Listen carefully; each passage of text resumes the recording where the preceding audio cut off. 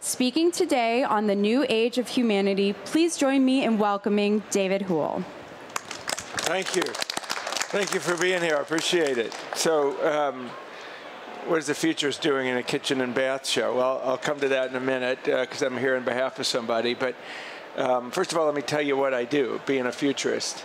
It means that I'm a catalyst to get people in the market, in the world, to think about the future and then to facilitate a conversation about it. So what I want to do today is hopefully be a catalyst for you to think about things somewhat differently than maybe you do. And I'm going to talk for about 20 minutes and then open it up for some questions about any questions you may have about the future. It doesn't have to be about kitchen and baths. And we can have a dialogue, because that's really what I like to do. So yeah, I wrote this book called The Shift Age, and basically I've become known around the world as the guy who said that we've entered a new age, that we've left the information age, and we've entered the shift age. And when that happened, there's a lot of disruption, and that's why you can explain this recession we've just come out of as a reorganizational recession between two ages. And this age, the shift age, is really the global stage of human evolution. In other words, what we've thought of as an economic term, globalization, is no longer an economic term. It's the force that is redefining and reshaping American and global society and all of humanity for the next 15 to 20 years. So basically there's three forces in the shift age, some of which are manifested here today already. One is the flow to global. We're getting organized around the global economy, about all of us, and that's why we are in the global stage of human evolution, which means we're global citizens, if you will. Nobody here, myself included, 15 years ago, would wake up and think of themselves as a global citizen. Now we do, whether you have business internationally or globally, or whether you're concerned about the sustainability and the future of our planet, we act as global citizens. And so we're in the age of global. We're also in the age of individual, because we're also connected.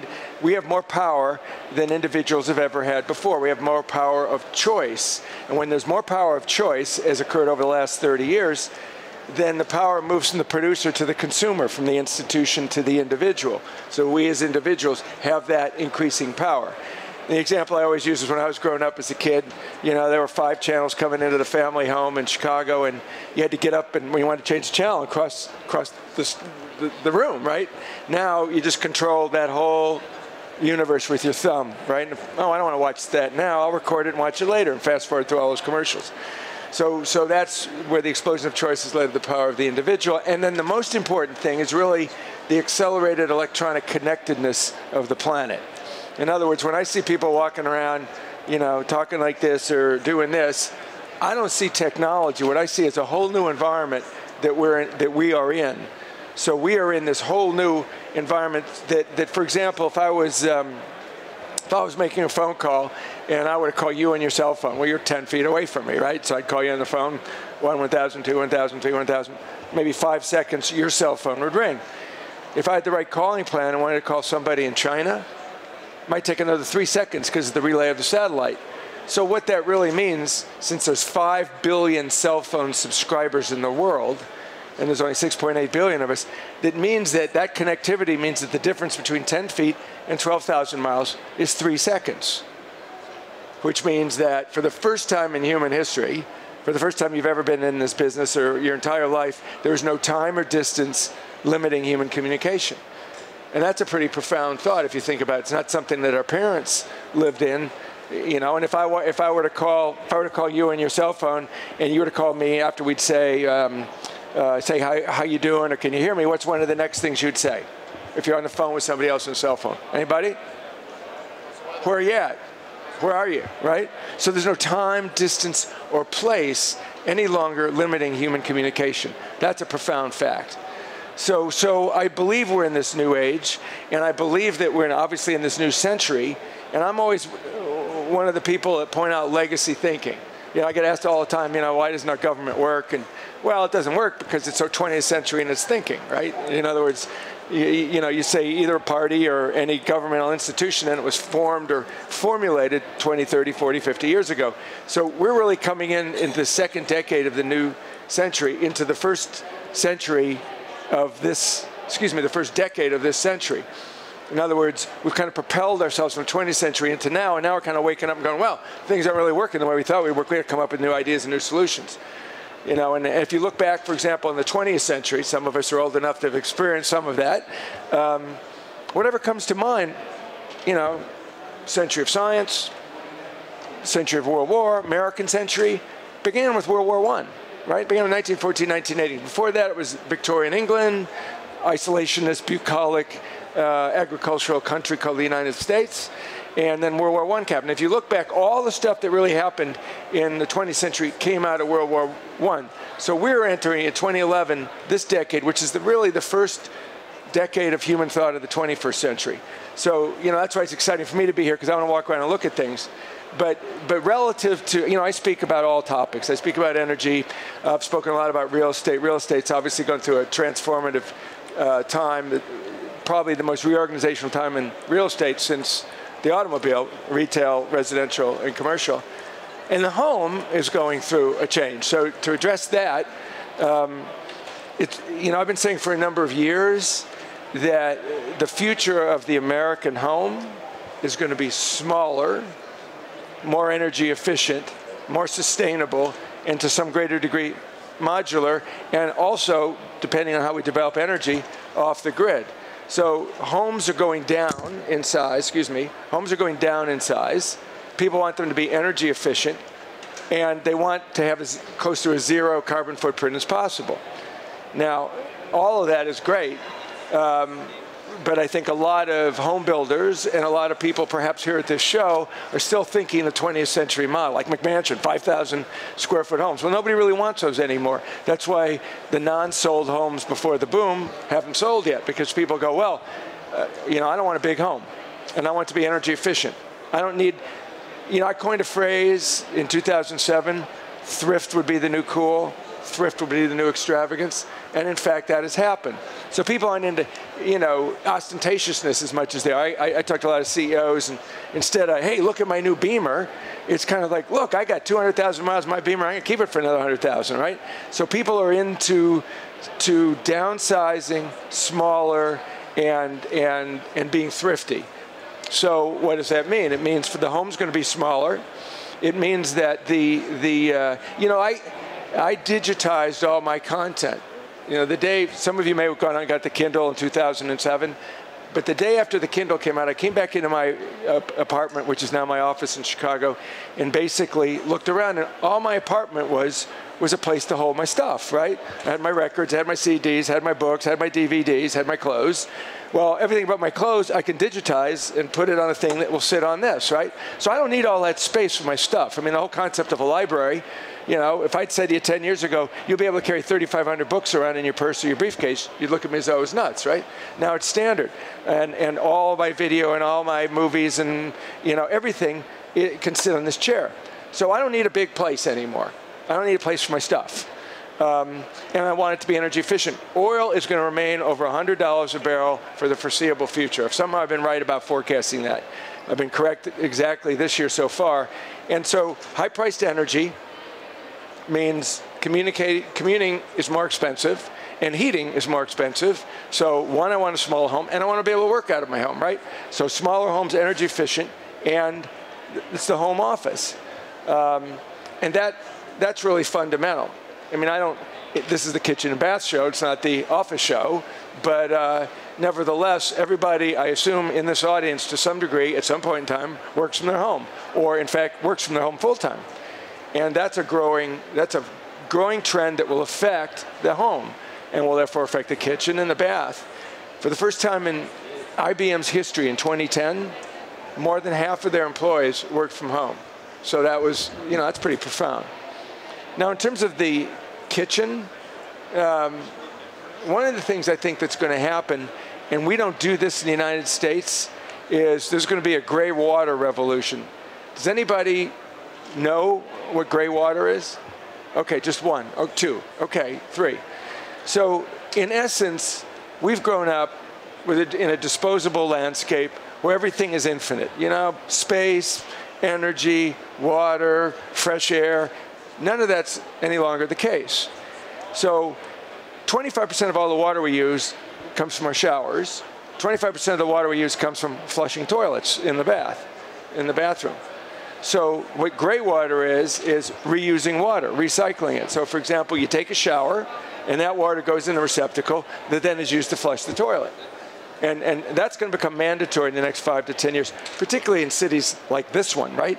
You got a huge city that's sitting in a desert with no natural water supply and no natural energy supply other than what they can purchase out of the country.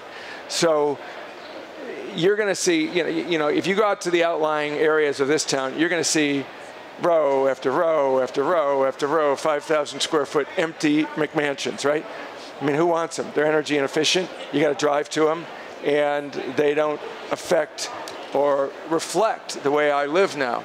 So gray water is going to be I'll bet you within 2 or 3 years there's going to be, I don't know if it's Kohler or whoever is really into plumbing, but there's going to be whole installations here about how to reuse your water. I mean, when I got out of college, I think I spent about $1.50 a month paying for my water. And now it's 10, 20, 30 times that. I don't even know that. So in my lifetime, we've gone from water as hardly a cost to a significant cost. And then in the next 10 to 15 years, water is going to be as expensive as electricity because they aren't really making any more of it, and we're using it very poorly. So in the water that comes into the kitchen, of course, is with our food, so we use that, and then we use it for our toilets, or we use it for watering our lawn. Stuff we shower with, we use flushing the toilets. So that's one thing that's going to happen. I personally think that the expansion of the kitchen, if you will, to everybody, that happened in the 90s and the early part of this century, which is bigger, better, more expensive. Everybody's got to act as though they're a celebrity chef. I think that's going to get downsized. Because again, there's a lot of energy to power big kitchens. And the question becomes, what's the trade-off there? Before the real estate market crashed, in 2006, the last statistics, it was shown that the money invested in making a home energy efficient had a 2 to 3 times return upon resale than putting in a granite countertop or in either the bathroom or the kitchen. So there's already, before the crash, there was already a direction to a home is worth more if it's energy efficient. A home is worth more if it represents a more sustainable life. Now, another thing that's going to happen over the next 10 years is that energy is going to change. Has anybody ever heard of Bloom Energy? Yeah, okay, a couple people. Okay, so Bloom Energy is creating what's called the Bloom Box. And right now the Bloom Box is the size of a shipping container. So it takes 2 to 3 of these shipping containers charged for 2 to 3 weeks to power a Walmart. So Walmart is now paying them as a utility to keep those batteries charged. And they can be charged through solar, they can be charged through wind, they can be charged through any kind of alternative. It doesn't need to be fossil fuels. So his vision, Mr. Bloom's vision going forward, is to get the Bloom Box smaller and smaller and smaller. So is there a microwave here? No, I don't think so. But the size of that oven will be the Bloom Box in the home. So every 2 weeks, you'll have it charged. Now, if you think about what that will do, it'll give you complete energy in your home for the next 10 years, and you don't have to worry about being on the grid. You can live anywhere, right? So land use will completely change. And the interim idea is that some kind of a neighborhood or a housing community or development can have a larger Bloom Box about the size of this whole counter complex that will power the neighborhood for a week. So energy is going to undergo a huge change, which is going to critically change the home. The cost of energy is going to go up before it goes down, which is going to shrink the home. Everything is getting digitized, so we don't need shelves, to keep our stuff unless we want it. And people are much more mobile. So the relationship about grounding, I think, has been broken for the first time in my lifetime. That concept of, oh, it's patriotic to own a home. I think one of the reasons we have a high unemployment now is that people can't sell their homes to go where the jobs are. So I think that homes in the future are going to be much more perceived as places to rent than places to own.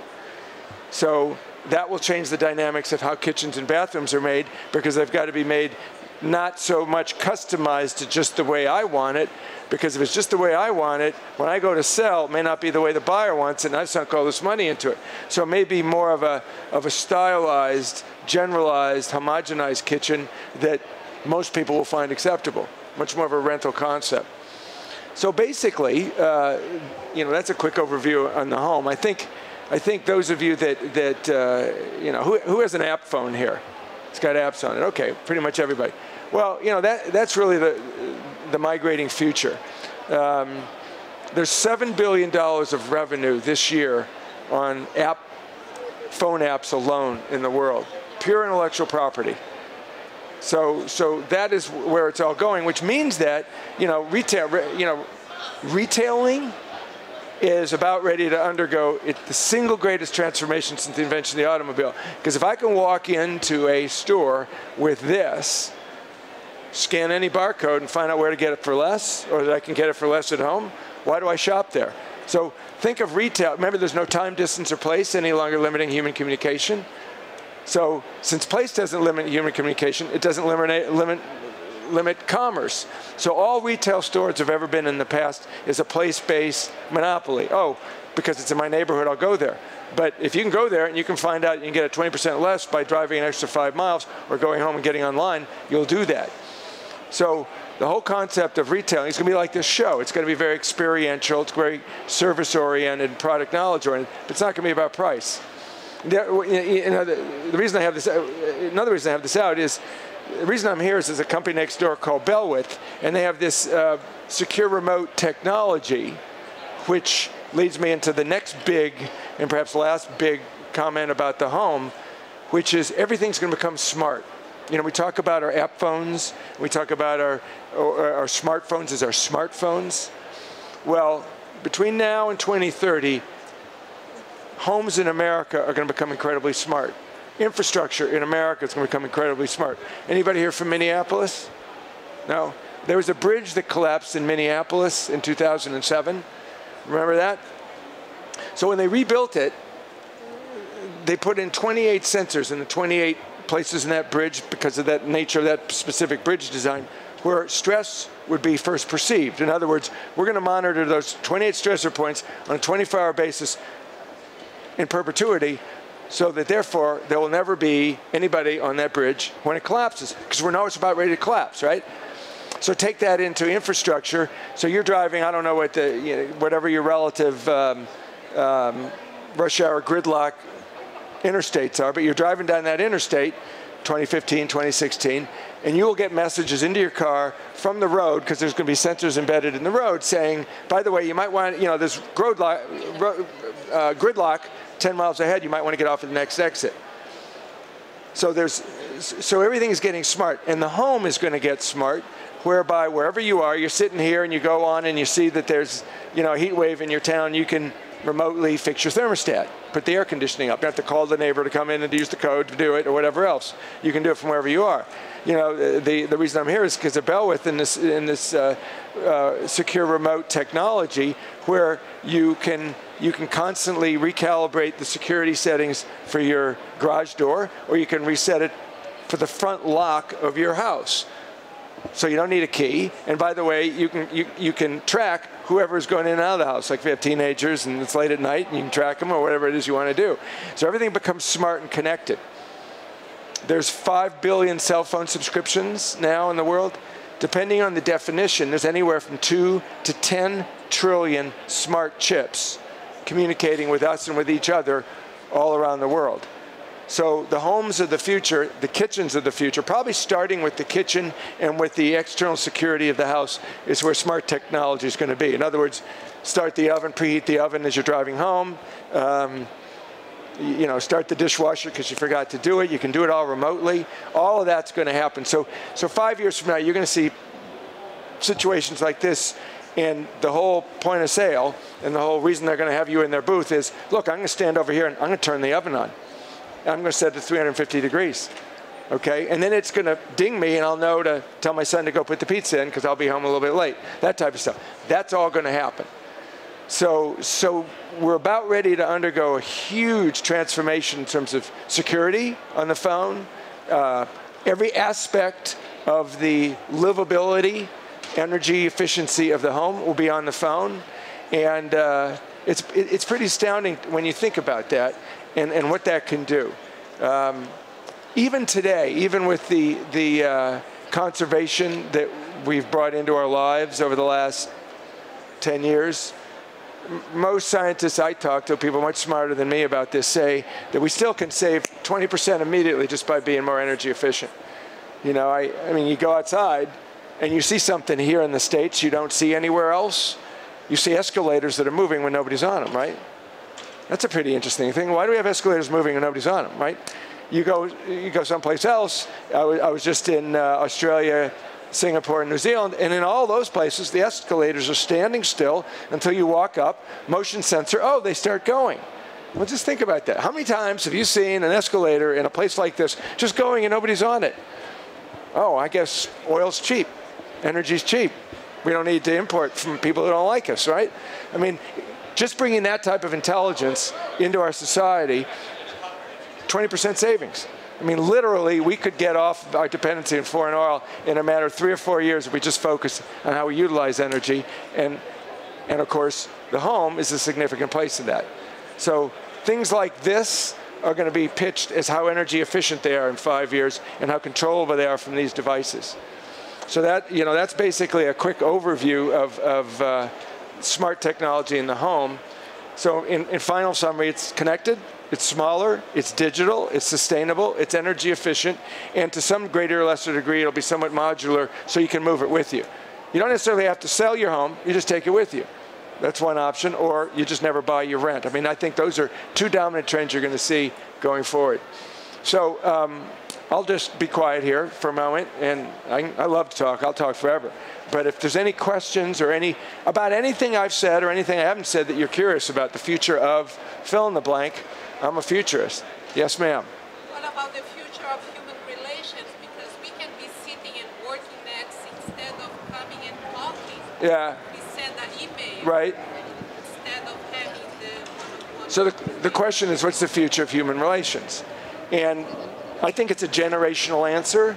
I think the answer is that relationships are now on multiple platforms, and that you can't have a point of view as to what's a good relationship or bad relationship. If you're a baby boomer, you're going to go, you know, I like the face-to-face. I like to shake hands. If I'm not talking to you, it's not really going on. And then you talk to a digital native, somebody 18 and under, and you ask them who they're texting, and they'll give you 5 names, you know?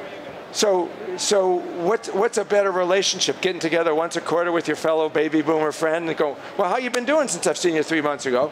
Or being a teenager who's in constant contact with 5 of their friends 16 hours a day. What are you watching? What are you doing? That's virtual. I have a 17 years old. Right. He, on the Skype, he talks right. all over things. But that's nothing concrete. What do you mean? You have the right to think that it's nothing concrete. He will completely disagree with you, okay? So there's no right or wrong, they're both right. I talk about high tech and high touch. You know, the higher tech we are, the more high touch we need. Who's been in an Apple store? That's a classic example. Been in an Apple store, right? Okay, so they're the #1 tech company in the world, and you walk into this kind of translucent temple to retailing, right? And what do they make you do? What does the #1 high-tech company in the world make you do? Put your hands on stuff, touch it, right? They make you touch it. Go into most stores and stuff's in packages and on shelves. Can't touch, can't open the package, you own it, right? Whereas Apple makes you touch it. Same thing, anybody have teenagers? Okay, so what do your teenagers' friends do when they get together? In American schools today, I just wrote a book on education, what do? They hug. When I was growing up, I didn't hug a guy in high school, what would have happened to me, right? You know, but guys hug. Even LeBron, you know, the alpha male, you know, does the guy hug 5 times. Used to be the high five, and 20 years ago used to be the handshake, right? So they're much more high touch. So they compensate with the high tech with touch, and it's not sexual or anything else. So one of the things that's going on in the United States workplace is the battle between the baby boomers and the millennials. Because the baby boomers can't get it, right? Oh, I showed up early. I work from 9 to 5. I work late on Friday nights. And what do these kids want to do? They want to leave early on Friday because they want to have a balanced life, and they'll work over the weekend. I don't get that, right? I don't get them walking with buds. And the millennials graduate from, if you're under 24, you've had a constant feedback, right? You know, just Text goes out, ding, text comes in, cell phone, boom, boom, boom, boom, boom. Constant feedback.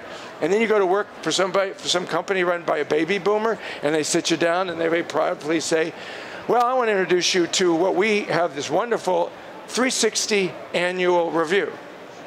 What's wrong with that? It's annual. How did I do today? I want to know how I did today, right? Well, come back in a year and I'll let you know how you did over the last year, right? Doesn't work, right? So it's much more immediate. So it's the technology. All relationships are good. They're just getting redefined. So you know you can't call your teenager, right? Because he'll text you back, go, why are you calling, Mom? I have a question. Yeah. How do you feel about like our dependence on this? Are we too dependent on what's inside the phone? You know, there's two If we answers. ever lost it, or you know, Yeah, no, everything would be. I basically don't believe that the technology is bad. It's about humans. In other words, if you sit next to one of these guys who, when the plane lands, he's on a BlackBerry, the BlackBerry isn't bad. It just amplifies his need to feel connected and important, right? 100 years ago, I did research on this about 9 months ago. 100 years ago, the landline phone was migrating out into the United States of America, right? So you know what the two resistant conversations were about getting a landline phone in 1911? One was information overload, right? The phone coming into my home, I don't know if I want that. And the other, invasion of privacy. Well, what are we talking about today with the internet? What I say is, the positive about being captive to the phones is this accelerated electronic connectedness. I said 3 years ago that there would be revolutions in the Middle East. Why? Because everybody's getting connected, and it's the digital natives and the millennials. Every single country that's undergoing revolution today in the Middle East, which is one of the most significant events in our lifetime, has two things in common. One, connectivity, and two, 45 to 55% of the population under the age of 25. 40% of the population of Iraq is under 16. Think about that. So how are they going to grow up, right? So I think that's really good because it decreases ignorance. If you can control somebody and keep them not connected, you can control what they think. I've often said rather than sending in tanks to Iraq, we should just send in Cisco, give everybody free internet access. What's your future thought on like the power grid then? Yeah, right. Well, but let me to finish that. The thing about the phone, I always say to people who have information overload, just shut it off. If you can't shut it off, you're an addict. So it's that simple. And the other thing is that in the information age, it used to be that information was important. Now it's not information, it's the context in which you receive it. Because there's so much information. Anybody here not have enough information? So that means there's no value because it's not scarce. So if it's not scarce, you have to decide what is important information. So the attention you put on the information creates the value of the information. So it is flipped. Right? If there's a great website that's got a lot of visitors, same content, another website, no visitors, this is more important because it's getting more attention. Relative to the energy grid, there is no such thing. That's the thing. People think there's a national energy grid. There is no national energy grid in the United States. And the problem I think we have is we have the oldest infrastructure in the world because we were first, right? So I think that we have a vision deficit in this country, and that one of the visions to create is to completely rebuild the energy, the transportation, the communications grid for the United States until everybody has access. You know, it's astounding that the cell phone came into being 30 years ago, and now 5 billion people have it. Electricity came into being more than 100 years ago, and 20% of the world still doesn't have it, right? So there's speeds of acceptance. And the fact that there's people in this country that don't have electricity, there's people in this country that don't have running water, people in this country that don't have high-speed internet. How can we be a great country if we can't be connected, if we can't travel, and if we have... The energy thing is very significant. I think that this is going to be the greatest decade in the history of energy. You know, I always get on a platform and say, it's the single greatest wealth creation opportunity in the history of humanity, because it's the first time in history that 5 billion people are using something, petroleum, that's going to have to be replaced in the next 20 years. There's only 1.8 billion people who have computers. So almost 3 times as many people use petroleum a day as use computers. And it's all got to be replaced because we're going to run out of it. So am I answering your question at all? A little bit. But I have one more Sure. personal question for you. Okay. Do you equate futurist as being a visionary? And if so, Yes. like, do you think I'm a vision-driven guy. So do you think that it's like something you're born with, or do you use like strategy to figure that out, or research? A good question. Are you an alien? No, I'm not. I am. I've always been, as she said, slightly ahead of the curve. I mean, you know, I left a high-paying job at CBS to go launch this thing called MTV that nobody thought would work, right? And then Nickelodeon, and then CNN, 24-hour news. So I've always been slightly ahead of the curve. And then since I've been talking about the future over the last 5 years, I've really just trained myself to live into the future. I mean, everybody here, with all due respect, lives in the past, and you're showing up with your past thoughts. You're thinking about what just happened rather than being present. I try and live in the present so I can see the future. And I'm also probably the most superficial intellectual grazer you'd ever want to know. I mean, I don't read books all the way through. I just kind of scan broadly. I mean, I got 50 or 60 inbound research newsletters coming in every day. So I just try and connect the dots to see patterns. So that's my value to people like yourself, right? So it's it's a bit intuitive, but it's trained through time. And fortunately, I've been right with a lot of my forecasts. So that always helps. So the certainty that comes with being right allows me to step further out with that aggregated methodology to keep going. So I can talk more about that. Sure. Not any other questions? Yes, ma'am. Does she have a...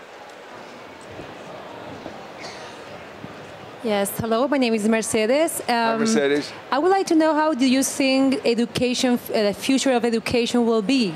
I'm quite interested in that idea of education nowadays. More homeschooling, internet, not relationship between, or do you see that schools will be... There is a brochure, I don't know if you got it. My second book just came out 3 weeks ago called Shift Ed, a call to action for transforming K through 12 education. Very simply put, K through 12 education is completely broken.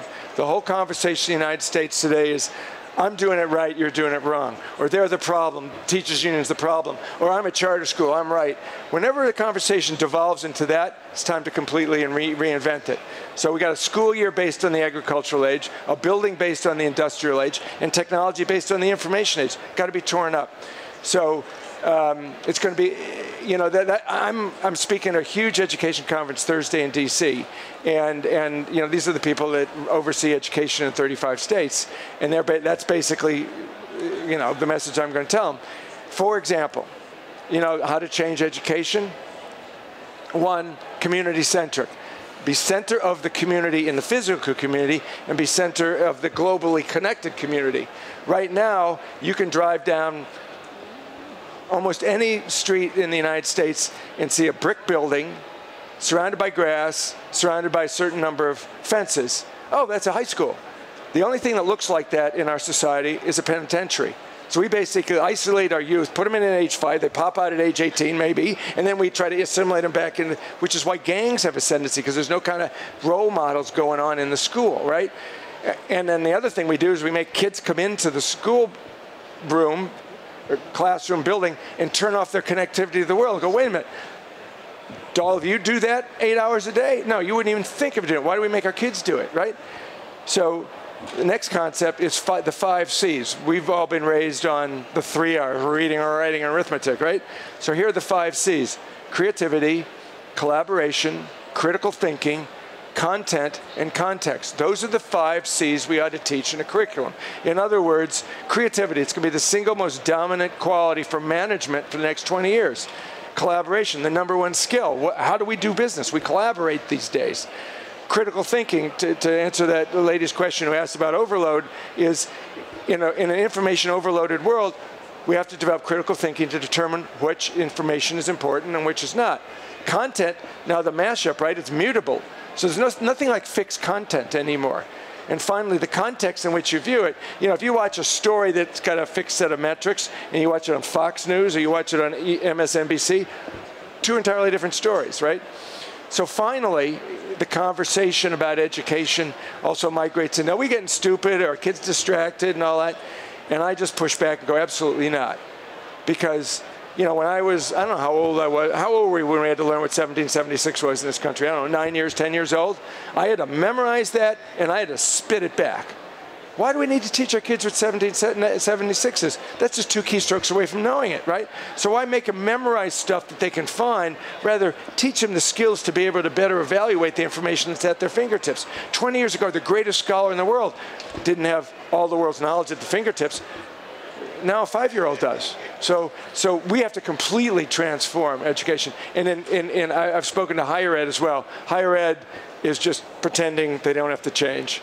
The concept of tenure, the concept of all that stuff. 40% of the students that entered last fall into a 4-year university in this country, only 40% will graduate in 6 years. So we do a great, the colleges do a great job of getting people in, but a horrible job of graduating them, right? Just like our institutions, our K through 12 takes creativity in a 5-year-old and completely stamps it out. So by the time they come, we give you a basic education, somebody paraphrase this quote, what education is today is to give you enough education to get a basic entry-level job. That's what we're training our youth for. So it's got to be transformed. I'm passionate about that sort of going. Any more questions? Do we have time for some more? I love it. Any more? This young man up front. I'd like to know the name of that book that you... The name of the book I just described? Right. I think we got a flyer here. It's called Shift Ed, A Call to Action for Transforming K through 12 Education. It's just available last 2 weeks. So, yes. I read your first one, and I want to read this one. Well, good. If you have it, I'll sign it. I'm next door signing copies of books. Right. At the Bellwith booth. Did you have a question, ma'am? I did. I don't... Oh, wait, she's calling up something on her iPad to ask the question. Yeah, I took notes. Okay. So I couldn't exactly understand. Hold that microphone up to your... The Bloom box, how are you spelling that word? B-L-O-O-M. Okay, I got it right. So that sounds really interesting. It is really interesting. It's a whole new way. We've always thought of energy as these lines. Right. Continuous lines. So the larger concept is distributed energy. So you don't need to be in the grid. It's just, it's distributed into places. So just think about that. Think about, every week somebody comes and removes this microwave-sized battery from your basement, puts in another one, and keeps doing that. And you can live from anywhere. I mean, obviously, we're 5 to 7 years away from it being that small. But there's 2 or 3 Walmarts in the United States today that are living purely off of these Bloom boxes. So, yeah, and by the way, Walmart, is so far ahead of the curve of most American companies. I mean, they're just astounding with what they do with alternative and renewable energy. It's amazing. Has anybody been in one of the Walmarts where you walk in the morning and the lights are on, and they have all these skylights? They call it daylight harvesting is the phrase. So as the sun comes up in the sky, all the lights go down until the lights are completely off from about 10:30 in the morning to about 4 in the afternoon, and the lights come up. And it's all smart sensored, right? So completely saves energy, and all their water gets reused, and they have solar panels, and they have Bloom boxes, so they're doing a great job. So, any other questions? Do we have time? We have time for another one? One more? No? Okay, well, I'll stick around if anybody wants to talk. Thank you very much. Thank you, David. Sure.